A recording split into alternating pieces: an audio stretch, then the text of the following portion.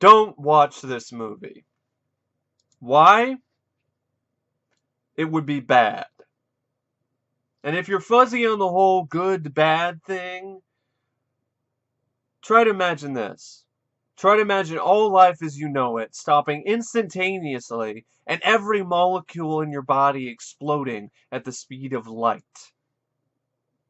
That's what it's like watching this movie, Ghostbusters, the reboot, which from now on, I'm not even going to call it Ghostbusters. It doesn't deserve to be called Ghostbusters. This is a movie where it literally shoots the logo of the franchise in the dick. Right in the dick. Right in the balls. So that's why I'm calling it what it is. Ballbusters. And that's not sexist. I don't see why anybody can bust some balls. Any gender, it's not gender exclusive. A man can punch somebody in the balls. A woman can punch somebody in the balls. A kid, a transgender individual, anybody can punch somebody in the balls. Anybody can bust some balls, so to speak. Oh, God, this movie was just, it really was. It was a disaster of biblical proportions. And if you notice this little mark on my face, I cut myself shaving. So, great. I got that to deal with too. Um, I saw the film. I didn't pay anything, as you can see, zero, which is about as much sense as this film has, or as much worth and quality it has, which is zero. Um, and I saw this for free, and I still want my money back. At least what's left of my fucking sanity, or my time that I wasted watching this painfully unfunny, cringe-inducing rip-off of a reboot. So, you guys all know, I've talked about this movie at length in multiple different videos before this. And I know a lot of people said that, a lot of people have been supportive, people have been respectful, and I appreciate that. Um, but I know there's going to be people out there who are like, well, you can't say it's bad unless you see the movie. Well, now I've seen the movie, and I can safely say that it sucks. Okay, this movie sucks dick. Yes, it's true. This movie sucks dick. I mean, that's what I heard. Anyway, yeah, I'm not holding back on this film. So sit back, strap yourself in, folks, because I'm gonna tear this movie apart, and I'm talking no mercy. I'm just a merciless beating. So prepare yourselves. If you like the film, before I get into this, that's fine. I have no problem with that. I never have a problem with people who like a movie that I don't. I hated this movie. I hated its entire existence. I thought I think it's definitely the worst film I've seen this year. It was so bad that I'm going to retroactively give Independence Day Resurgence another star. So it's a 1.5 out of 5-star film. That's how bad this movie was. Because at least that movie had characters I cared about. At least it had Jeff Goldblum and Machete Man. I didn't get anything in this. I got nada. I just got shit. And shitty characters. And shitty jokes. So anyway, yeah, I'm sorry. I apologize to Independence Day Resurgence. You're not a half-star out of 5 bad. I apologize. Um, see, I can change my mind sometimes. I can do that. This is as bad as something like Ride Along, but unlike Ride Along 2, I didn't have any shred of hope for that film. I maintained some hope for this. I wanted it to just be mediocre, which is what most of the critics have been saying about this film, that it's just eh. But it wasn't even that. It was one of the most painfully unfunny, cringe-inducing comedies I've seen in the past 5 years. I mean, this was Pixels level bad. Pixels was horrible. I hated that movie. Might as well be Pixels 2, or Scary Movie 6, or A Haunted House 3. Had the same type of jokes, the same type of humor. It looked and felt like a bad parody of Ghostbusters. Something that the Seltzer brothers would do. Should call it Ghost Movie instead of Ghostbusters. Ugh. And you all know about the PR disaster. I've ranted and raved about that many times before. So I don't know what else to say about that except that didn't help matters either in terms of, I don't know, building up any sort of goodwill to an audience that might look forward to the movie or might be curious about it. I don't know about you. I don't appreciate being labeled and being called a crying man baby who lives in his mother's basement. I don't really appreciate that. And I don't really appreciate being called sexist just because I don't like the concept of your film and I didn't like the trailers. I don't appreciate, I'm not going to appreciate being called sexist for not liking this movie either. I'm sure it's probably going to come and fine, bring it on, whatever. I can take it. I can deal with it. But you could replace this cast with an all-male cast and it would be just as bad. In fact, if you replaced this cast of Kristen Wiig, Melissa McCarthy, Leslie Jones, and Kate McKinnon, and you replace this main cast with Adam Sandler, David Spade, Kevin James, and Kevin Hart, and you had the same movie with the same quality of jokes and the same boring plot and the same rehash of the original movie, it would get shredded by critics. It wouldn't get lukewarm reviews. It wouldn't get a C. It would get shredded by critics. Maybe it wouldn't, but I would think it would. I would think it would. If this is a Happy Madison production, and it was every bit as bad as this film was, and everybody is crass, with EVP fart jokes, poop jokes, piss jokes, dick jokes, and a scene where the Ghostbusters shoot the logo in the dick, it would be considered terrible. I know critics would be slamming this movie. They would not be showing any remorse.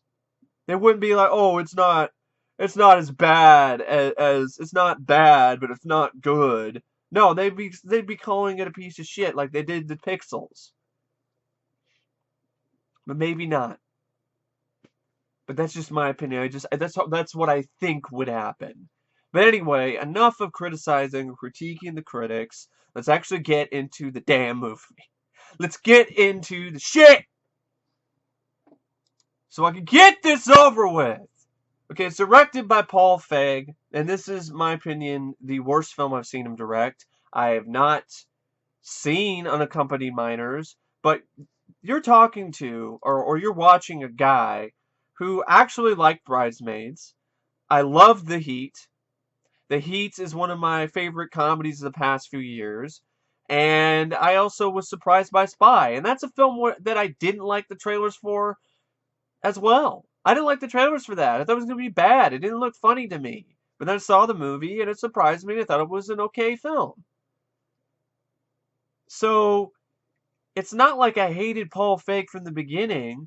But now, with the way that he's reacted to people who have been... Yes, there have been misogynistic trolls who have attacked this film, but they're not the majority. Sony seems to believe that they're the majority of the people who are against this movie, but that's far from the truth. And it doesn't help matters when the movie itself basically stops to say, oh, don't worry about these internet commenters. Basically, this movie... In more than one instance, this film calls out the internet trolls. I could speak from experience. Doing that does not work. It doesn't make you look better. It doesn't make it look like it doesn't bother you. So, yeah, great way. What a way to be the bigger man, Mr. Feig. What a way to make yourself look like you're the bigger person here. That none of this stuff bothered you. You're gonna stop the film and literally shove your fucking agenda into the movie on more than one occasion to show how much few percentage of internet trolls didn't bother you. You're going to throw in scenes where you're looking at YouTube comments and you see stuff like bitches ain't be catching ghosts, or talking about how bad the YouTube comments are. Bravo! Because that's wonderful comedy. It's brilliant. And Paul Feig, there's a particular quote that he said in regards to this movie and trying to defend his part in the film and trying to defend it. And he did a terrible job of this with this quote. He says, "Everything ever made in Hollywood since the beginning of time is a cash grab." First off, that doesn't make any sense because Hollywood hasn't always existed from the beginning of fucking time. But, okay, I can get it. I can get what he's trying to say. Films are made for money, to make money. I get it. But that's not the only reason why. And then he has the gall to speak for the original movie. He has the gall to speak for Ghostbusters, the 1984 film, the film that Ivan Reitman directed, the film that Dan Aykroyd and Harold Ramis wrote, and he has the gall to speak for why it was made. Feig, you weren't even involved in the project. How can you speak for that film when you weren't even involved in it? I know I've said things like, "Oh, I think the message of the film is this," or "I personally believe that it's this," and so on, or whatever. I think the filmmakers are trying to get this across. That's just my personal opinion. I'm not going out there putting words or putting shit in people's mouths in regards to the original film. So he goes and says this: "That's why the original Ghostbusters existed. It wasn't an altruistic thing. Studios make movies to make money, and filmmakers try to make something that will entertain an audience while trying to make money for the studio." Really, that's how he defends this movie, and saying that it's not a cash grab, by saying that it's a cash grab. Brilliant. I'm just gonna keep saying that. What a genius! He's such a genius, Paul Feig. You're gonna defend your cash grab by saying that it's a cash grab. And then you're gonna say shit like, who the fuck are you to say what Ghostbusters was? That it wasn't an altruistic idea, or wasn't made for altruistic purposes. If you bothered to do any fucking research, Paul, you would know that Ghostbusters is is Dan Aykroyd's baby. He came up with the idea. He had the idea going, and he was working on scripts and trying to get the film made ever since the early 80s with John Belushi and other actors. Columbia at first was pretty leery of even making the movie. That was going to be a hard sell. Columbia actually thought the Stay Puft Marshmallow Man wouldn't work, and thought that audiences wouldn't get it, and was actually considering cutting that out of the movie. So don't give me this shit about it was just Ghostbusters was just made to make money, the 1984 film. There was more to it than that. There was actual passion behind the project. It was a pet project of Dan Aykroyd from the beginning. Unlike this movie, which wasn't a pet project of anyone. It was just Sony wanting to get money. Just wanting to make more money off of nostalgia and reheat some more leftovers from the 80s and serve it to you on a platter. And hope to God that you pay money for it and you make the studio billions because it worked for films like Jurassic World and Star Wars: The Force Awakens. But I just had to throw that quote out there. That quote just, wow. Unbelievable. Are you fucking kidding me? Holy shit. Okay, so Paul Feig, let's actually talk about his direction in this. I thought it was flat. I thought it was uninspired. I thought it was really, really dull. I thought it had no life to it. There's multiple different sequences where the Ghostbusters, the girls, they get out their proton packs and they shoot the proton beams. It was literally the same fucking shot. It looked like reused over and over again. And if you ask me, this direction was about as full of life as a fucking corpse. He just it just seemed like he was out of his comfort zone, and it showed. He was out of his comfort zone directing a big budget event movie, directing a film that is also PG-13.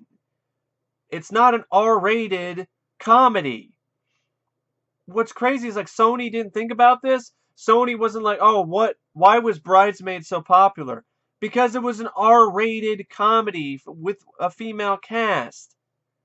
This is a PG-13 comedy with a female cast. Paul Feig he's not good with PG-13.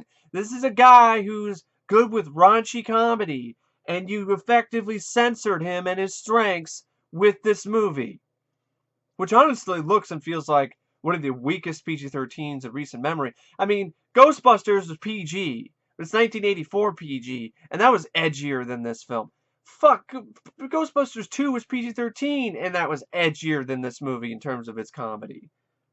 And even its tone. And that's a film that's considered to be softer than the first movie. And Ghostbusters 2 is a lot more of an edge to it than this film does. So yeah, Paul Feig's direction, the worst I've seen him do. If the stories are true that he was reduced to tears on the set, it shows. He just is not comfortable here. A lot of this stuff just looks. He doesn't really get the most out of the settings. He doesn't get the most out of the sequences. He doesn't know how to hide the fact that it looks like these women in the final battle scene with all these ghosts. It looks like they're just playing in front of a green screen. So, yeah, he's absolutely out of his comfort zone. And unlike Ivan Reitman, when he did the original film, yes, Ivan Reitman had never done a film like Ghostbusters, but he actually wanted to try and he actually had passion for it, and he did it for more than just a easy paycheck. Which that's honestly what I feel Paul Feig did this for. He didn't have any passion for this project from the beginning. He even said, I don't really want to do it, but unless I get my way, unless I can make it an all-female cast, then I'll do it. And so he got his way, and then the film, and then his direction is still limp. So it really does not look or feel like he had any passion for this project. The direction really shows that, at least to me anyway. Then you have the writing by Katie Dippold and Paul Feig, and I don't know if these jokes were written or if these jokes were improv. I don't know. Whoever came up with these jokes, tasty pick, bonehead. Really, these are terrible. These are awful jokes. Repeated, unfunny jokes. Like this film seems to think that this joke about Chinese food, about there's not enough wontons or some shit in some soup, is hilarious. It also thinks referencing as many movies as possible out of context or in context or just fucking randomly is hilarious. Oh, it also thinks that EVP farts are funny and shooting the ghost logo in the dick is hilarious. I just don't. You find it funny, fine, teach their own. But this is shit that you would see in the movie Idiocracy. That would be used as satire. Not as legitimate, like, oh, that's what comedy should be. This is what comedy is supposed to be. Is this what's supposed to be funny in comedies today? Man, comedy has fallen to a whole new low. Because this film starts out with lame joke after lame joke. Kristen Wiig is going around trying to hide her Amazon page from her supervisor or the dean of the college, who's played by Charles Dance of all people. Why is he in this movie? Take a paycheck, I guess. He was portrayed better. He did better work in Space Truckers than he does here. He just plays a guy who has a stick up his ass. That's all he does. In the first 20 minutes or so, you get an EVP fart joke, multiple poop jokes, and a ghost pukes all over Kristen Wiig. It's comedy gold right there, isn't it? So anyway, Katie Dippold also went on and did an interview recently saying things like this. I'm a big fan of the original movie. This script, this movie is a love letter to the original film. And I see that a lot with these other positive reviews for this movie. Oh, like Collider saying, oh, this movie loves the original more than you claim to. And I'm sitting here, scratching my head, wondering how that is possible. How that is even remotely... How is that even... I'm scratching my head and I'm just absolutely puzzled how anyone could say something like this when this is a movie where the Ghostbusters shoot the logo in the dick! Ah! It just pisses me off. How about that for franchise integrity, huh? We're gonna shoot the franchise's logo in the balls.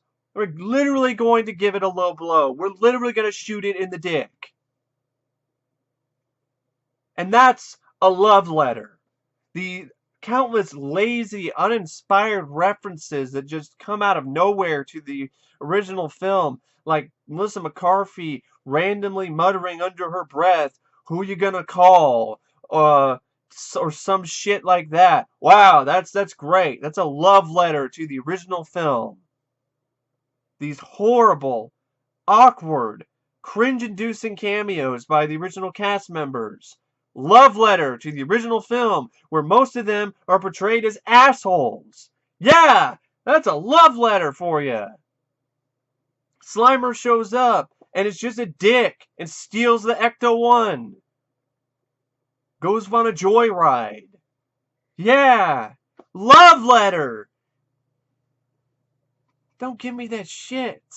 How is this a love letter? This film, it's like this movie decided to not only lash out at the very few misogynistic trolls on the internet that there are who are bashing this movie, but also to any Ghostbusters fans who happen to not like the film, they decided they're going to bash them too by literally just shitting on the original movie or shitting on the franchise, shooting the franchise in the dick. It's mind-blowing. I don't know. I don't know why they would do this. I don't know why this shit is in here. And if you're trying to be your own film, why do you have so many fucking references and cameos and shit from the original movie that you could fill a sock drawer with? You can't have it both ways. You can't have your cake and eat it too. If you want to be your own movie, then don't borrow almost the exact same plot structure as the original film. Or don't throw in all these references. Or don't have cameos from the original cast.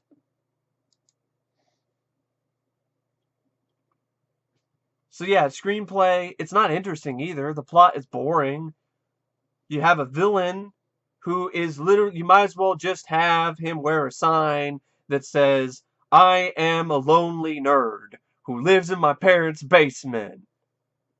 Pretty much, it's like the film is projecting. The writers are projecting their anger towards the reaction that this reboot got when it was announced into the movie itself.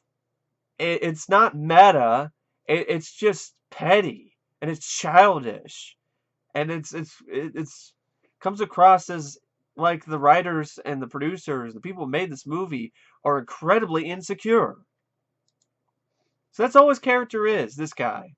Neil Casey, Rowan. He's just a loser. He's a weirdo. All he is a weirdo loser who just spouts some exposition every now and then. That's it. That's all his character is. People give Vigo shit, and this guy, he takes the taco, pal. He really does. And then you have just the plot itself. It's basically the same. It opens up almost the same as the first film does, as the original film does. The only difference is it's a mansion instead of a library, and it's a male tour guide instead of a female librarian, and instead of a ghost that we don't see, it's a bunch of fucking slime that looks like it's straight out of Nickelodeon or something you'd see on Double Dare. And then the opening titles have the exact same music cue as the original film does. And what happens to these new Ghostbusters, these new scientists? They all get fired from their universities, just like the Ghostbusters, just like the characters did in the original. The only difference is that they get fired separately. They get fired from separate universities.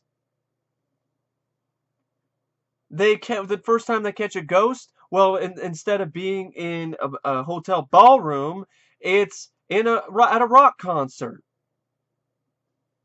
And then the climax is pretty similar. It deals with a ghost, a big bad villain who takes the form of our destruction. And this time, instead of being a Stay Puft Marshmallow Man, it's the ghost logo. So they literally make the logo of the franchise the villain, the form of our destruction. That does not compute. It doesn't make any sense why anyone would write that and then say with a straight face, it's a love letter to the original movie. But yeah, see what I'm talking about? Like, it's pretty similar. I mean, you might as well just watch Ghostbusters, the 1984 film, rather than this. Really, you should. You get a better movie. It has almost the same sort of plot structure. And this is a film where people defend in reviews that I've seen, and then they bash Ghostbusters 2 and say it's too much like the original film, and then this movie is doing the exact same thing. So, yeah, it's not an interesting plot, because I've seen it done better in Ghostbusters, the original Ghostbusters film. This reminded me of the Poltergeist remake, where it changed some things up, but it still felt like a Xerox. So that's the script. It's not much worth mentioning about this script. It's pretty poor. Any attempt at drama or character development just fell flat for me. The drama that they had was just boring, cliched shit where, oh, they used to be friends, but then something split them apart and they need to make up and kiss and make up or whatever. I don't fucking care. I don't give a shit. So, then we have the cast. Kristen Wiig as Aaron Gilbert, Melissa McCarthy as Abby Yates, Kate McKinnon as Jillian Holtzman, Leslie Jones as Patty Tolan, Chris Hemsworth as Kevin Beckman, Cicely Strong as Jennifer Lynch, Andy Garcia as Mayor Bradley, Charles Dance as Harold Fillmore, a few other people like Matt Walsh as Agent Rourke, Michael Kenneth Williams as Agent Hawkins, Neil Casey as the villain Rowan North, Michael McDonald as Jonathan, the theater manager, and Ed Begley Jr. is in this too as Ed Mulgrave. And you have like trying to see who played the tour guide guy. Not really showing who that is. Oh, Zach Woods. Zach Woods is the tour guide. Bill Murray in a cameo is a skeptic named Martin Heiss who doesn't believe in ghosts. Dan Aykroyd is a cabbie who's unhelpful and does not help the heroes. Sigourney Weaver is Rebecca Gorin, who is Holtzman's mentor. Annie Potts is a hotel desk clerk who says, "What do you want?" Ozzy Osbourne as himself for some fucking reason. Al Roker as himself. Pat Kiernan as himself. I don't know who the hell Pat Kiernan is. And Steve Higgins as one of the deans. That's your cast. And okay, here's my thoughts on the performances. Kristen Wiig, didn't care for her character. because I didn't buy that she really wanted to do this movie or she really had any sort of love or passion for this project. It really did look like she was going through the motions to me. And her character was just kind of awkward and just she had the hots for Kevin, and I don't know. I just wasn't a fan of this character. I wasn't a fan of the performance either. Melissa McCarthy's Abby Yates. She was probably, out of all of the new Ghostbusters, the one that I could stand the most, but I just didn't buy into her character. I didn't buy that Melissa McCarthy is some respected scientist. I didn't buy it. I really didn't. And I didn't really like all the repeated bad Chinese food jokes that are associated with her character. And she didn't really have that much to do, and she's what I just she was just there. And I felt like she would have been better as like a Venkman-like character. And this film didn't have a Venkman-like character. That's something that was missing. Type of smart-ass character. They didn't have that. They didn't have that type of character in this. The smart-ass lead of the group. That was non-existent. Melissa McCarthy's trying to be Ray, but just not doing it nearly as well. And with not nearly as much passion. Kate McKinnon as Jillian Holtzman. I know a lot of people like her character, to each their own. I could not stand her.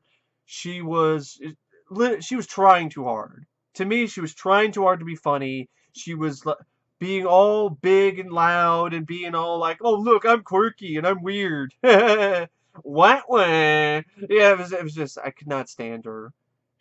She even winked at the camera. I did not buy into her character. I didn't buy into any of these actresses, these main actresses, as their characters. See, in the original film, I didn't see the movie. I wasn't looking at it being like, oh, that's just Bill Murray playing Peter Venkman. No, I was like, that's Peter Venkman. Because I bought that Bill and the other cast members, they bought into their roles and they became their characters. I never bought that. I never felt that way with any of these performances by these actresses. I just felt that they were just playing a role. And I could tell they were playing a role. Especially Kate McKinnon, who was just playing a character. And I know some people like that about her, but I don't care for that. I don't really like that when films do that, where you just have like, oh, I'm just playing a character. Or you can obviously tell that they're just playing a character. They haven't become the character. They haven't bought into the character, or maybe they have bought into the character, but you can tell that it's just an actor playing the character. I don't like that.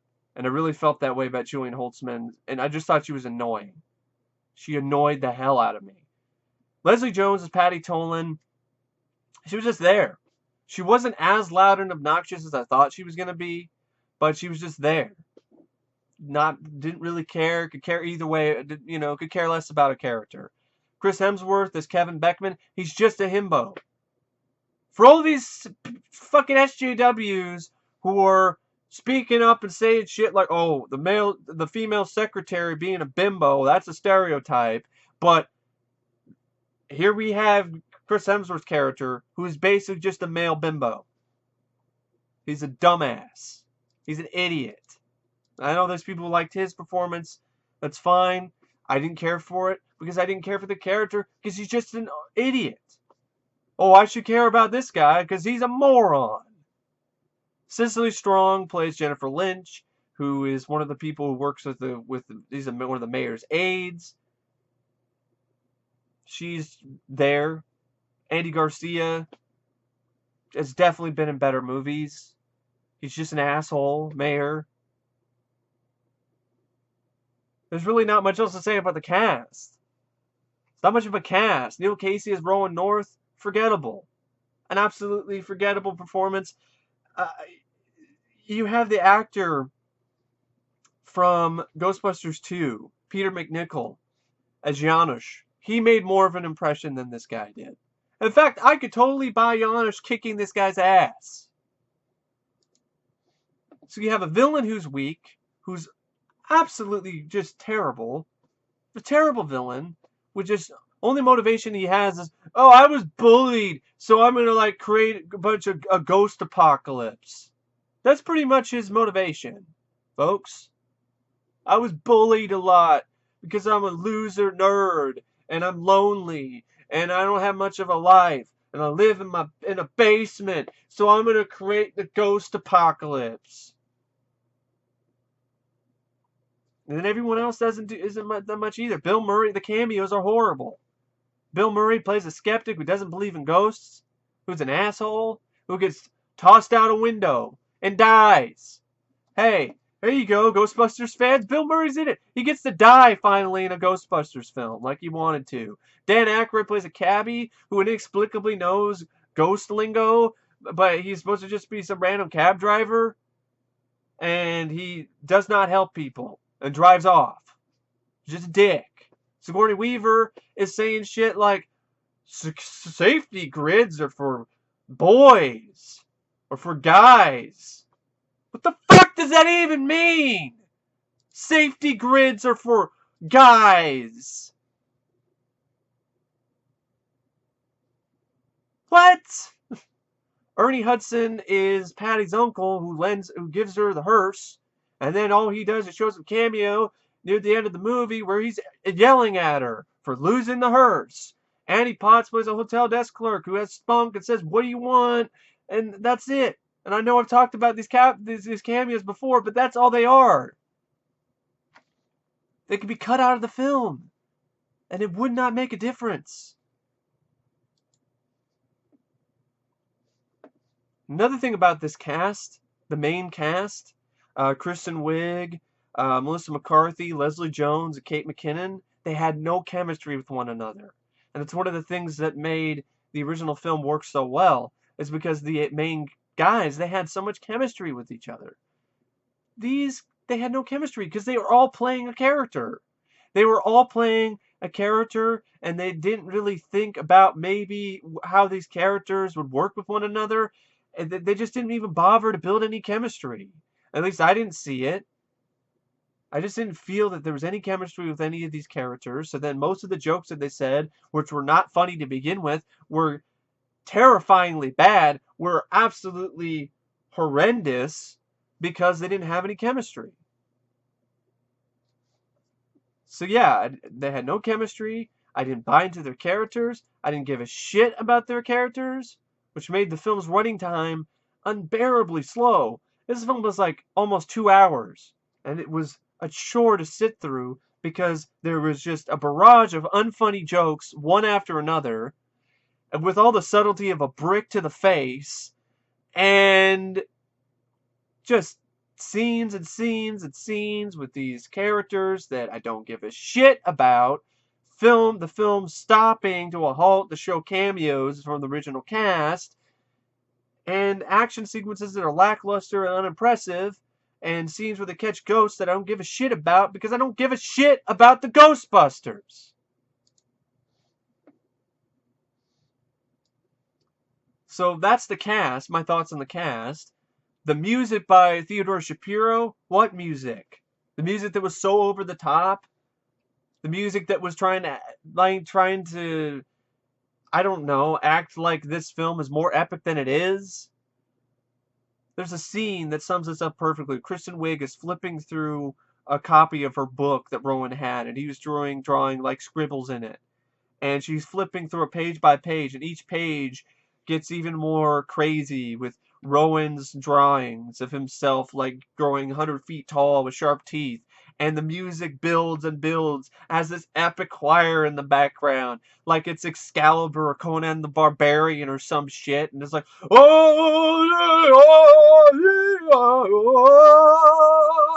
and I'm just like, this is not epic enough. This is not even remotely. It's a fucking book with scribbles in it. What is scary? Trying to make it big and scary and epic, and I'm just like, epic fail. Epic fail! That's as close as you get to being epic. Theodore Shapiro. And then you have the soundtrack. Of course, you have the ear cancer that is Fall Out Boy's Ghostbusters cover. You have other music that Raphael DeBarge? Raphael DeBarge's Rhythm of the Night. And a random scene where Kate McKinnon is dancing and lip syncing with it and burning shit. And then this is another example of this film's great humor. Was McCarthy comes in and is like, "Oh, I hate to barge in." And I'm like, ha! Ha! I hate to barge. Ha ha! Kill me. Please. For fuck's sake. So, they even danced to DMX. Yeah. That's what you thought that Ghostbusters movie was missing. DMX. Up in here. Up in there. I'm like, DMX. Then, of course, you have the other songs. You hear the Ray Parker Jr. theme a little bit. You hear the Ghostbusters theme rendition every now and then throughout the film, but it just doesn't feel like it belongs in the movie. Because it doesn't feel or look like a Ghostbusters film. It feels like a ripoff. Like I said, Ghost Movie. Or Ballbusters. Because it's busting my balls! Anyway. Cinematography is nothing special about Robert Yeoman. His last name is perfect. It's just a Yeoman's job. Jag. Just another guy. There's nothing impressive about the cinematography. The editing by Melissa Braverton and Brent White. Oh, it's competent. Good, nice. What, I'm supposed to give it praise for having okay editing? Then we get to the actual plot. Now I'm just going to go through it. I'm going to spoil it.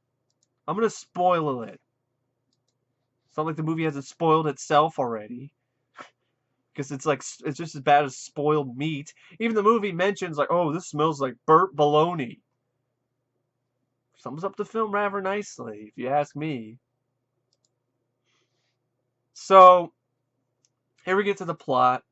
Dr. Aaron Gilbert, Dr. Abby Yates. Aaron Gilbert's played by Kristen Wiig. Abby's played by Melissa McCarthy. They're co-authors of a book which posits the existence of a paranormal phenomenon such as ghosts. The book proves to be unpopular. Gilbert distances herself and eventually becomes a teacher at Columbia University, while Yates continues to study the paranormal at a technical college with an eccentric, quirky engineer named Dr. Jillian Holtzman, played by Kate McKinnon. Years later, Gilbert realizes the book has been republished, that when this threatens her reputation in academia for her bid at tenure. Isn't this exciting? Isn't this so enthralling? Such an enthralling plot line.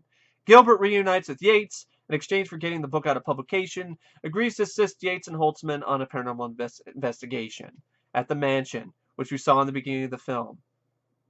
Which was just, the movie opens up in such a generic fashion. If you're not counting the Ghost Corps logo for Sony's production company, it's so specifically made for Ghostbusters material, like the upcoming animated series, which takes place in the future. Yeah, because that's a great idea. That's never not worked with animated series, with cartoons. So, yeah, it opens up most generic way possible with a shot of a tour of some haunted house. Oh, and then it appears, it looks like they're faking it. But then it appears it actually is haunted. Because the tour guide who's telling the scary story then goes down in the basement and sees slime. And then he tries to get away. And the camera zooms in his face while he's going, no! No! No! And then cue the Ray Parker Jr. Ghostbusters song. The same cue that was in the opening title for the original film. And that's kind of my experience of the movie too, is being like, no, no, no. Just a really bad way to start it. Didn't start off well at all. So it didn't help either to the theater that I was in, folks. There was a grand total of less than 10 people in the theater. This is our opening night at 7 o'clock in the evening. Maybe 5, 6, maybe 8 people. And the one of them let off one of the most rank farts I've smelled in a long time before the movie even started. So that was a bad sign. And then when the movie showed 3D trailers, the print messed up and it was showing the Suicide Squad trailer, and everything was all purple and green. So I had to go in and get somebody to fix that. So the movie was basically trying to, I don't know, commit Harry before it even played in front of my own eyes. And when I saw it in 3D too, which by the way, folks, do not waste money on this in 3D. It's a waste of money. It really is. It's a total waste of fucking money. It just might as well be 3 dicks. Because it sucks. The 3D sucks. So yeah. It's a great start to the film. Very interesting. Oh, of course, that's where you get the EVP fart joke. Yeah, I love it. Ghostbusters in this are laughing like 2-year-olds at a fart. Because that's, and Ghost Jumpers. Yeah, because they go in and they're trying to make this point that, the reason why we're not respected as scientists is because of shows like Ghost Jumpers, which is an obvious take on ghost hunters. But Ghost Jumpers? Just, why? Why? There was a lot of that. So there's so much rolling of the eyes while watching this movie and shaking my head. So, yeah. They record an EVP, try to get Kristen Wiig to listen to it, and it's a fart. And then you have Melissa McCarthy and Kate McKinnon laughing their asses off at a fart, and that they recorded on an EVP, and then you have Kate McKinnon going like, yeah, I think that was from the front. You're like, oh, ha ha ha, Queefa! Cause it can't get it, cause the fart came from her pussy! Comedy!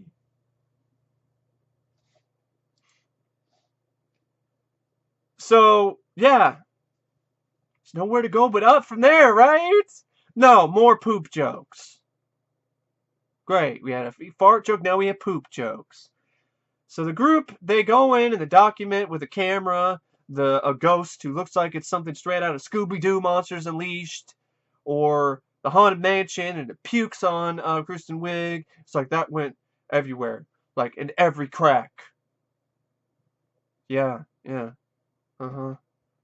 like every crack, like in your ass and in your pussy. Ah ha ha ha. Ha ha ha. God, just hit me. Just hit me with a fucking proton beam in the face. So they post this video, and where Kristen Wiig's like, ghosts are real, ghosts are real, and it gets her fired from her university. And then they go in and try to continue their research at the other university, the technical college, but then Abby and Jillian get fired too. And that's where you have bad jokes like this. You spell science with a Y. And the crazy thing is I don't think you know that that's wrong. I'm like, spell science with a what? Oh, I forgot to mention the random. Oh, Melissa McCarthy talking about trying to act like ghosts are the same. If ghosts exist, it's people keep it a secret because if they had proof, because it's the same thing as if there was a flying baby that talked or whatever. You would want to keep that a secret too. And I'm like, the fuck, flying baby? What the fuck is this? It's a lot of humor, folks. Just randomness. Lol, random. They said a random thing that didn't make any sense. Or they make a joke go on too long. The cat's out of the bag. No, I think it's more like the cat is going to get put back in the bag. No, the cat is being let out of the bag. No, it's being put back in the bag. And I'm like, shut up! Just shut the fuck up, please! You're killing comedy. You're killing me. Shut up. Shut the fuck up. God damn it. But yeah, I don't. Oh, I think the word you were looking for is apocalypse. apocalypse. Or this quote. Or this fucking quote from the movie. This is comedy. This is an example of Ghostbusters 2016 Ballbusters brilliant humor. Is something like this. Kevin's talking about his cat. It's like, can I bring my cat to work? And Abby's like, oh, I'm sorry, I'm allergic to cats. And Kevin's like, no, my cat's a dog. And Abby's like, your cat's a dog? It's like, yeah, well, his full name's Michael Hatt, but I just call him Mike Hatt. Ah ha ha! Puns! Puns that you'd find in a book you might buy at the dollar store. Oh, it's so fucking funny because get it, Mike Hat, like my cat. Ha ha ha! Oh!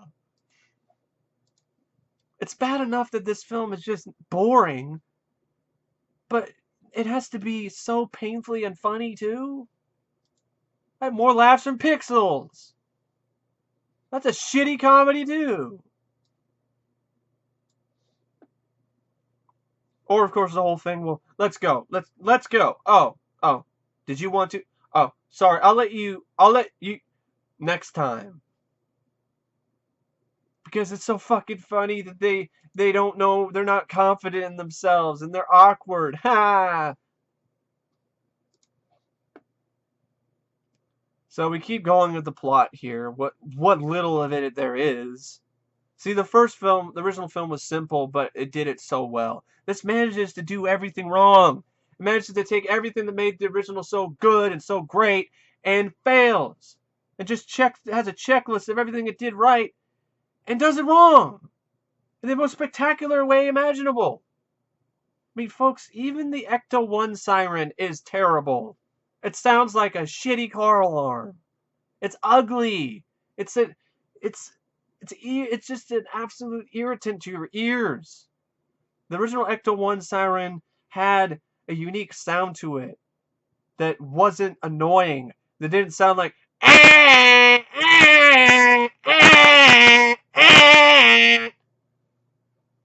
that might as well be.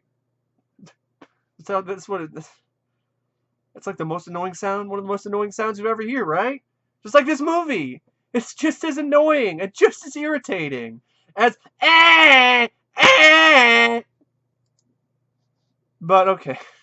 Sorry. I apologize. Now you can feel my pain. So they go in, they all get fired, but this time they get fired from their separate jobs. Oh, I forgot the guy who's like literally tells these girls to suck it. He's like, I got 2 words for you. You're gonna say suck it, right? Suck it! And he's like, fuck you! And he's like, And I'm like, I don't have to do anything. The movie just done everything for me. It's fucking, it's unbelievable. Fuck you too, movie! You're gonna flip off the camera. Great. That's always worked well with movies that I've seen. Flipping off the camera. It was a flip off the fans. Pretty much what it's doing. Hey, you like Ghostbusters? Fuck you! Suck it! So now they decide to continue their research because they can't do it in the university. Oh, by the way, they stole their equipment too. They didn't build most of it out of scratch. They stole it. They didn't open the Department of Metaphysical Examination because they don't call themselves Ghostbusters because the media uses that to bash them. Then they try to buy the firehouse, but they can't afford it. So they end up having to get their office above a Chinese restaurant. They hire Kevin Beckman, Chris Hemsworth, just because he's good looking. That's all. So the girls can fawn over him, especially Kristen Wiig, but he's a dumbass.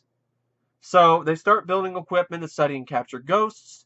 Meanwhile, Patty Tolan, Leslie Jones, who's an MTA worker, who witnesses a ghost in the subway line, contacts the department The group investigate, they document the ghost, and successfully test Holtzman's proton containment laser, but the proof is again dismissed. Nobody believes them. They think it's a hoax. So, okay, they test out the proton pack. All right, cool. They get slime all over them. Might as well be ghost jizz because there's so much of it in this movie. And they basically have this Patty Tolan character who joins the team because she saw a ghost. Oh, and she knows New York. She knows some history of New York. It's pretty much it. So despite the setbacks, the group continues to develop their ghost containment technology and advertise the services of what the pundits, like I was saying earlier, are calling Ghostbusters. Yeah, that's a great way to show, respect to the franchise, a love letter to the franchise, using the name Ghostbusters as derogatory. Patty then joins the team, provides historic knowledge of New York City. She gets a vehicle from her uncle, which is a hearse. They make it look like they call it the Ecto-1, but it looks like a ripoff of the Ecto-1. It just doesn't have that same charm as the Ecto-1 or the Ecto-1A had. It really doesn't. Then, unbeknownst to them, the ghosts are being summoned by devices built by Roland North, Neil Casey, in an attempt to bring about the apocalypse. So, really, isn't that so interesting? And that's such an amazing plot. Oh, it's just some loser guy trying to putting doohickeys everywhere and bringing ghosts up. The ghosts look like Scooby-Doo ghosts. These ghosts would not scare a 2-year-old. So, and they look pretty generic to me. Generic CGI ghosts. So Rowan plants another device at a music venue. The Ghostbusters called in. I'm sorry. The Department of Metaphysical Examination people. And they capture the dangerous spirit in front of hundreds of people. And in this scene, they also can't seem to avoid, why badmouth one fan base? Let's badmouth metal fans. They basically say metal sucks. So if you're a metal fan, fuck you too. Because Patty says a line like, when this dragon ghost is flying around, she says a line like, oh, this music is so bad, it's irritating the ghost. So metal. Basically, metal sucks. Although they have an Ozzy Osbourne cameo for some reason. But they literally say metal sucks. Where she had that scene where Patty falls down and says, I don't know if this is a lady thing or a race thing, but I'm mad as hell. I'm like, where's the joke? Where is it? I think you trapped the ghost. I think you trapped the ghost and the joke. Because where is it? Just call yourself Joke Busters. Because you bust jokes. So, yeah. That wonderful bit of humor. Woohoo. So they capture the ghost in what looks like a cheap plastic toy trap that you buy at Target on clearance. A lot of their tech looked cheap to me. Maybe it's the way it was shot. I don't know. Especially the ghost trap. It literally looks like it's made out of plastic. So, then you have Dr. Martin Heiss show up, played by Bill Murray, who doesn't believe in ghosts, demands proof of the Ghostbusters claims. Gilbert, who really is upset at being labeled as crazy or a liar, releases the ghost from his trap like an idiot, and it throws Bill Murray out a window. That's when you have the awkward Patrick Swayze references, where they just reference a bunch of Patrick Swayze movies. And then they are brought to see Mayor Bradley, played by Andy Garcia, who's trying to keep New York's ghost problem secret. So he's trying to say, hey, we're going to have to publicly denounce you as frauds in order to not make sure there's no mass hysteria. They realize that Roland is planting his devices along ley lines. Sure, these lines underneath the ground, these areas, they're supposed to have high amounts of supernatural activity. They intersect at the New York's ghost problem. I mean, they intersect at the Mercado Motel in downtown Manhattan, a site with a history of paranormal activity, and where Rowan also works. Discover Rowan is building a portal to the ghost dimension in the hotel basement. See, he lives in in the basement. So it's basically the same as the first film, original film. It's just some loser guy setting up doohickeys, machines to bring ghosts out and to bring ghosts into this facility, and then he's going to let them out on purpose instead of it being an EPA guy, instead of it being Walter Peck, who shuts the grid off. So Rowan electrocutes himself rather than be captured by the police and the Ghostbusters, and Holtzman deactivates the portal.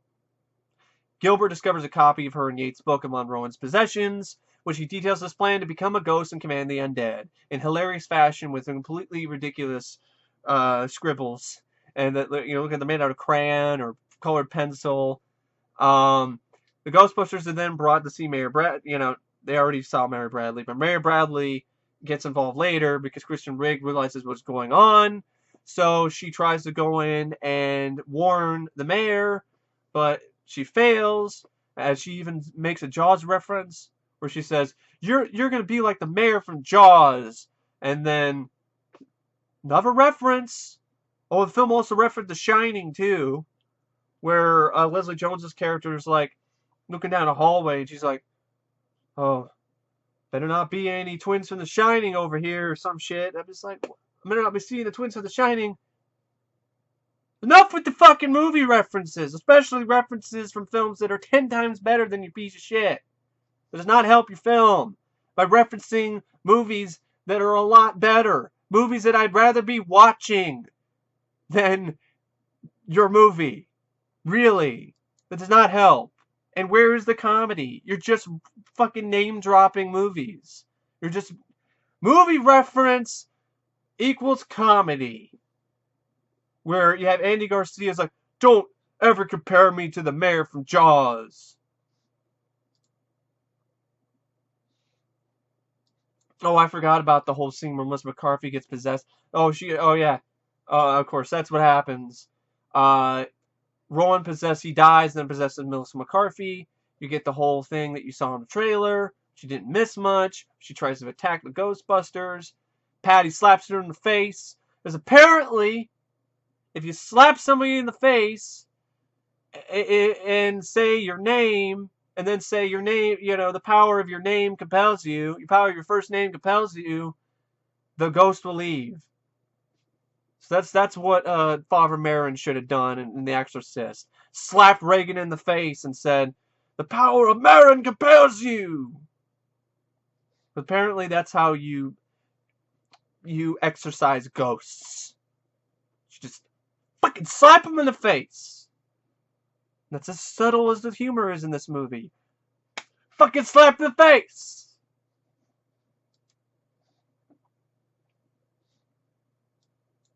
So anyway, this is the movie, folks. If you saw the trailers and all the TV spots, and you read that Reddit post that leaked the plot, you pretty much got the movie. And you're not missing anything, except more shitty jokes. Just more shit. So, Kristen Wiig tries to ruin the mayor. Doesn't work. You have a really bad joke where, for some reason, I guess there's dumpsters in this universe that are so heavy that they cause a minor earthquake in a restaurant. So, speaking of dumpsters, it's exactly where this film deserves to be thrown into. A dumpster and then be lit on fire because it's a dumpster fire. It's a dumpster fire of a motion picture. And the only time I chuckled at any of these jokes was that one time when Bill Murray was basically telling these girls, who was saying, "You girls look like you should be hanging on the side of a garbage truck." And I'm like, I actually chuckled at that because that's what their uniforms look like. That's another thing that this movie fails at. The costume design. They look like they should be directing traffic or collecting garbage. Yeah, they should be directing traffic. and motioning people away from this terrible film.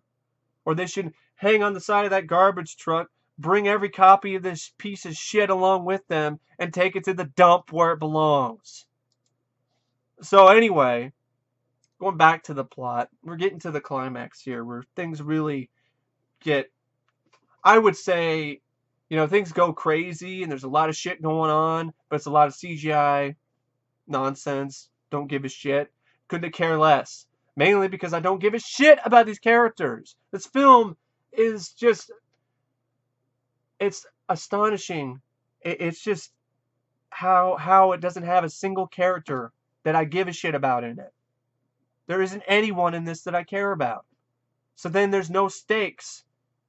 And then the film also doesn't take itself serious enough at times to give it any stakes or give it any weight to begin with. You never have any doubts that things are going to be okay. And in the original Ghostbusters, there was kind of something there. There was the sense of dread that was building up throughout the film. There's none of that in this movie. And it really could have used something like that. It could have used a little bit of reality amongst all this crazy, fantasy stuff.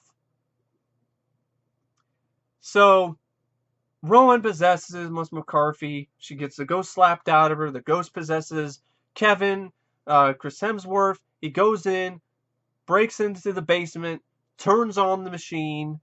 The spirits all get released, and the ghost apocalypse starts. He returns as a powerful spirit. He opens the portal. Hundreds of thousands of ghosts flow out. Looks like effects I've seen out of R.I.P.D. or some shit. Looks like a green fart cloud. That's what a lot of this stuff is. It's all green. Like fart. Like a fucking fart. Like a rank-ass radioactive fart. Just green swirls. And it throws the city in the darkness. The police call in the Homeland Security. They attempt to stop Rowan. They're quickly stopped in what looks like a Disco Express pose. And then the Ghostbusters fight through the army of ghosts to reach the portal. Which is a nothing action sequence, because I could care less about these characters. And they don't catch ghosts here. They destroy them. They punish them. They kill these ghosts. They take, for some reason now, the proton beams can fly, can not just throw ghosts around, but kill them. Make them fade away. They're throwing ghost grenades, blowing ghosts up, taking a ghost shredder, shredding ghosts up into ooze. They're, I'm like, okay, if this is a different movie and it wasn't called Ghostbusters, then maybe I might be able to appreciate this kind of ingenuity more. But it's Ghostbusters. It's not Ghost Smashers. That's the original title for Ghostbusters, but they call it Ghostbusters because they're busting these ghosts. As in when cops bust perps, when they arrest them, when they trap them, when they put them in jail. Why are you calling it Ghostbusters when they're just annihilating ghosts at the end of the movie? A whole action sequence for Kate McKinnon to use her twin pistols and just fuck up ghosts right and left. And then say a horrible one-liner later. You just got Holtzman! And you just got fucked. Really, if you paid to see this movie, you just got fucked. Just got goatsade. Yeah, you got fucked in the ass. You got pegged. What happened to badass one-liners? What happened to lines like, let's show this prehistoric bitch how we do things downtown. We came, we saw, we kicked its ass. What happened to that? The equivalent for this movie is, you got Holtzman. It's like that could have been a badass scene, but then it's ruined with a shitty one-liner. And then you have, just random ghosts that just show up. There's a fucking bunch of ghost balloons. I'm making it up.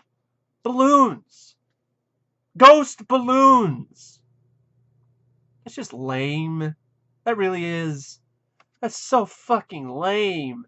Ghost balloons? Oh, and they look like balloons that you might see in Batman. Tim Burton's Batman. So then I was thinking of that scene where Batman takes the Joker's balloons, and the Joker's like, he stole my balloons! Reminds me of another movie I'd rather watch than this piece of shit. I mean, balloons? That's the best you can come up with is fucking balloons! And one of them is Stay Puffed. One of them is a Stay Puft Marshmallow Man. And it falls on top of the other three Ghostbusters, which is Kristen Wiig is stuck on her own. She's trying to get to the other Ghostbusters. And that's where you have Dan Aykroyd's cameo, where he's just an ass who basically says, I ain't afraid of no ghost, and just drives away. He's like, help me, I need a ride. He's like, I ain't giving you a ride. It's like, get out of the city. It's like, I ain't afraid of no ghosts, and just drives off. And the look on Dan's face in this cameo, he looks so pained and so sad that it really does look like he's gonna drink a whole bottle of Crystal vodka, Crystal Skull vodka after the filming is over. It's so sad. It really is. I know he's one of the executive producers for this film. I know he's been supporting it, but if the look on his face is anything, it really looks like he doesn't want to be there, and he just wishes things ended up better. He wishes that it was Ghostbusters 3 and he was playing Ray again instead of some random cab driver. So, yeah, you have the climax. There's all this shit happening, going on. I don't care. Also, it's just mostly CGI, including the buildings and everything else. They're just playing Ghostbusters in front of a green screen.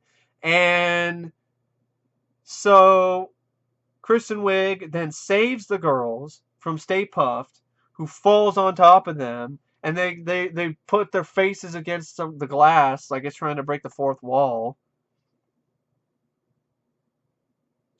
And they think they're going to die. And then Kristen Wiig saves the day by popping the Stay Puft balloon with a knife. Because it sets up the Swiss Army knife that Holtzman gave her earlier in the film. But I'm like, it's a fucking ghost balloon. Why would that work? Apparently it does. Apparently you can pop ghost balloons with a Swiss Army knife. It wouldn't just go through.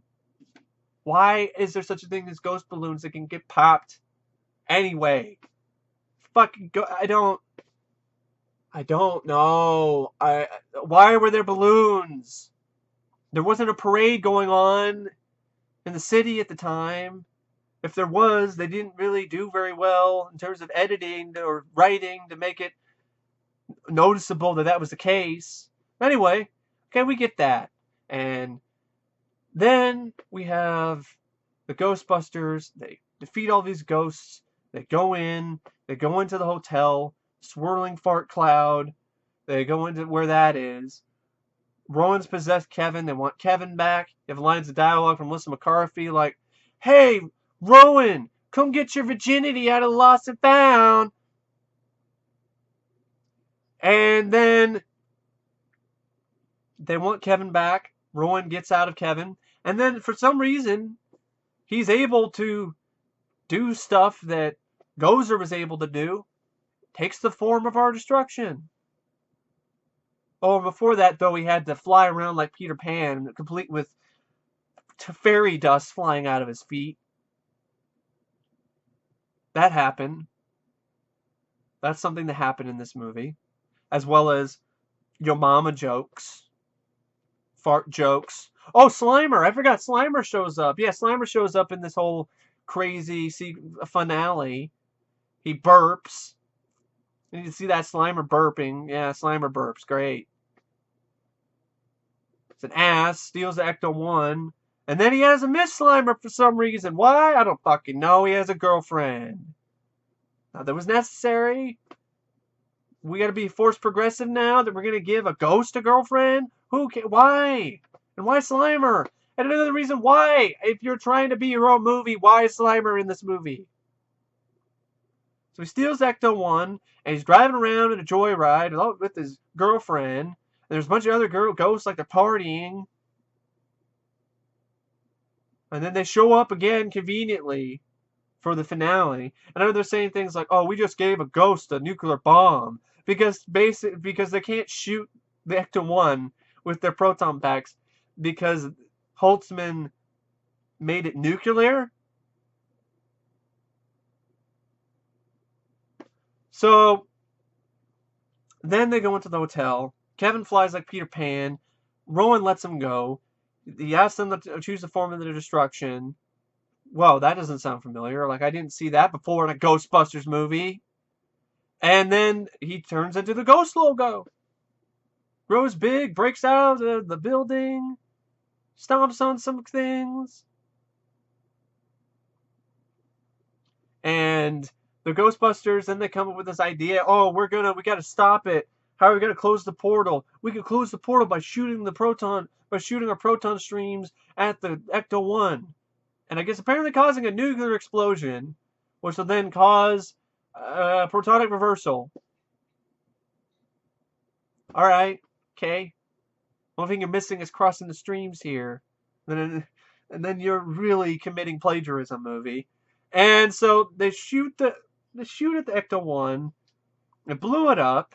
The stream, all the other ghosts get sucked into it.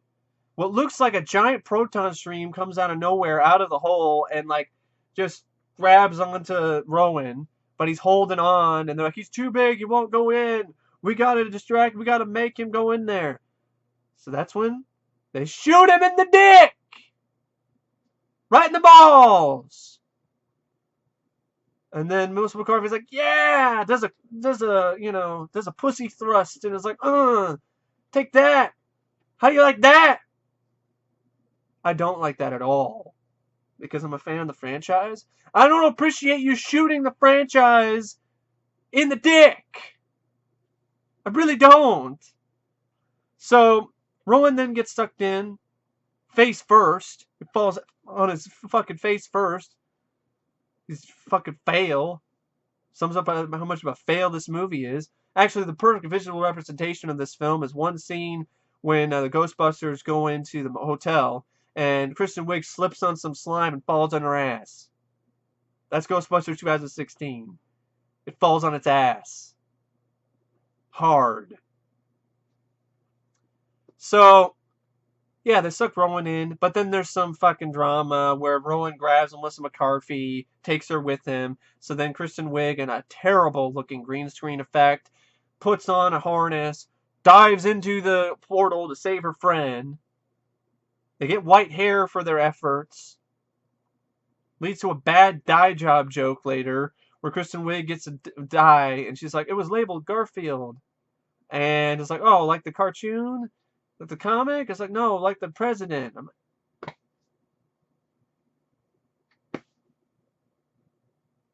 Where's the joke? Where is it? Where is the joke? Where are the jokes? But I wasn't laughing, but apparently this one lady was laughing, was having a great time.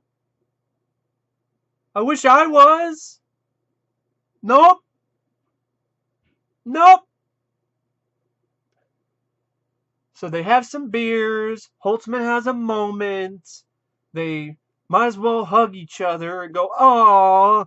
And speaking of aww, there's a scene where, of course, they get the firehouse, but it's because the government gave it to them because they couldn't afford it themselves.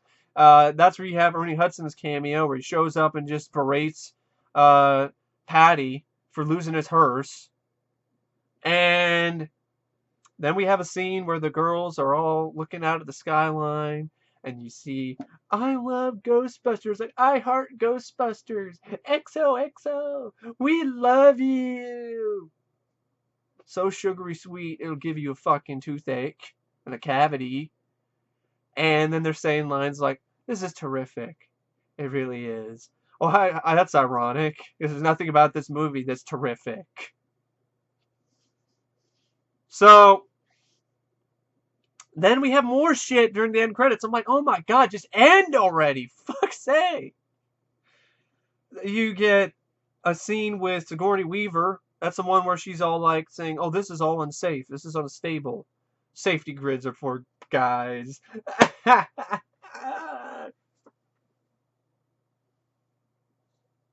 And then you have Sigourney Weaver saying lines like, I don't like it when you do that. And I'm like, oh yeah, yeah. I don't like it when you make an unfunny fucking reboot of one of the funniest movies I've ever seen.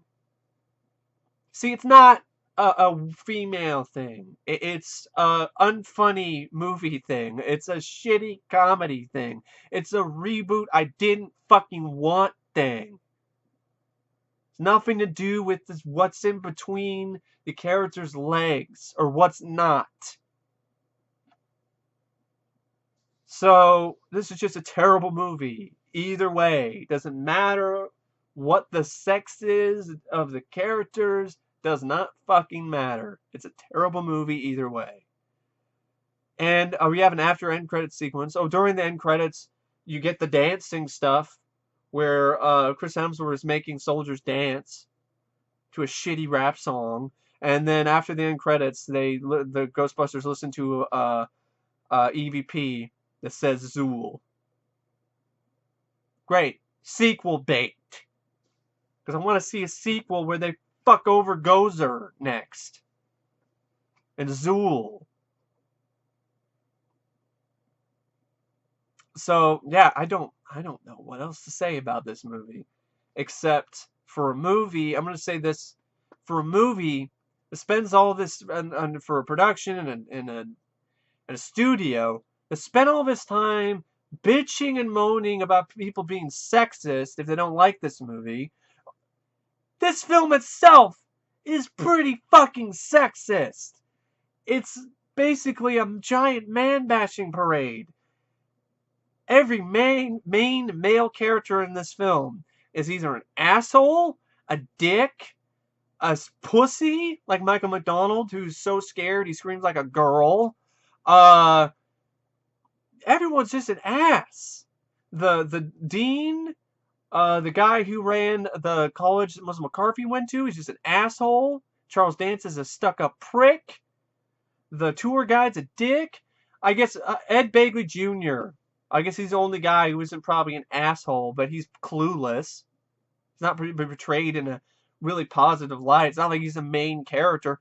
Even the cameos from the original male cast members from the original cast, they're all portrayed as assholes.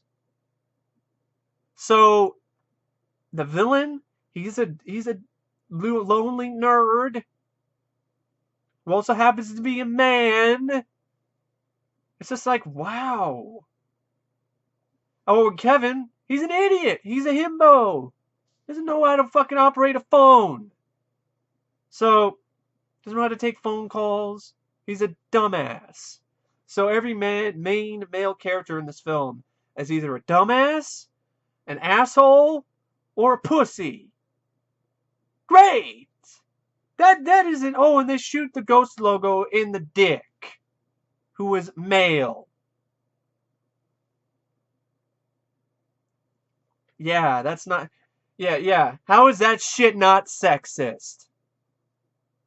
But anyway, I had to throw that out there. Because it just, come on, it's just ridiculous, the amount of man-bashing in this movie. For fuck's sake! It's not even subtle! It had to be intentional. There's no way it was unintentional. There was no fucking way it was unintentional.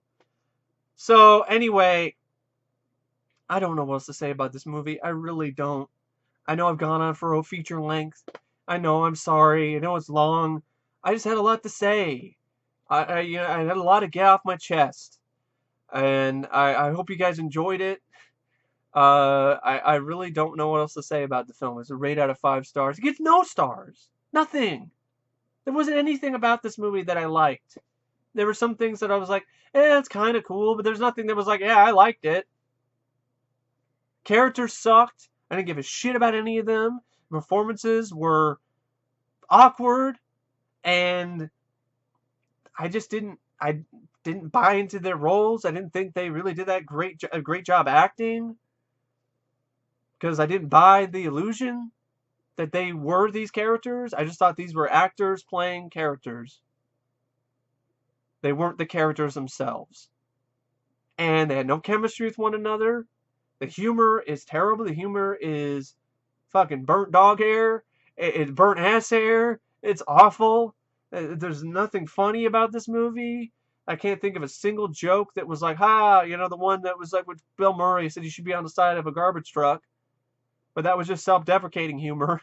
And it was because it was Bill Murray who said it, who still has absolutely phenomenal deadpan. He's so great at delivering deadpan humor. And he's a funnier guy. He's probably the funniest person in the cast. So yeah, cameo roles were cringe-inducing and sad and pathetic. The references to the original movie were just forced. Even one, yeah, a bust of Egon in the background. Great, that's nice. Nice tribute to Harold Ramis. Why? And where are all the other busts of the Ghostbusters? If you have a bust of one, why aren't there the busts of the other ones? Just saying. But yeah, bad jokes, which made the film unbearable to sit through because it's just joke after joke after joke after joke. None of them land. So then it's such a absolutely torturous film to sit through. The plot isn't interesting enough to keep you engaged to sit through the bad jokes. The characters aren't interesting or entertaining enough to sit through the bad jokes. So you're just left with a bad fucking movie. A movie that is a disaster of biblical proportions. So even the effects aren't much. The ghosts look lame and generic. There's something out of the Haunted Mansion ride at Disneyland. The production design is nothing much. It isn't impressive. It doesn't stand out. The score is forgettable. The soundtrack sucks. The only one time it doesn't suck is when they reuse Ray Parker Jr.'s Ghostbusters. The costume design is awful. They look like walking, talking traffic cones. The art direction, not much. The look, the tech looks fake as fuck. So does all the other effects in the film. It's just an unfunny movie. It's an unfunny train wreck. It's every bit as bad as I thought it was going to be, and worse. So I don't know what else to say except I'm gonna watch Ghostbusters 2 or watch some real Ghostbusters or do something to get my mind off of this to see a Ghostbusters related thing that doesn't suck, that isn't an unholy abomination. This film, as far as I'm concerned, it's no stars. It could burn in hell, and it deserves to be trapped in a containment facility with all the other awful, horrible, unnecessary, unneeded, unwanted, shitty reboots and remakes that have been released over the past few years or so. So anyway, I don't know what to say, except thank you for watching. Hope you guys enjoyed the rant. I will see you guys later. See ya.